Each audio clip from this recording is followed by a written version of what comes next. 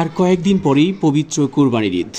মহান আল্লাহকে খুশি করার জন্য আপনারা হয়তো অনেকেই কোরবানি দেবেন।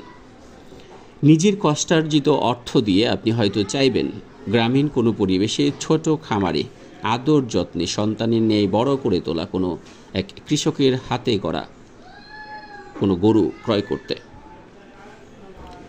প্রিয় দর্শক, তাহলে এই ভিডিওটি আপনার জন্য।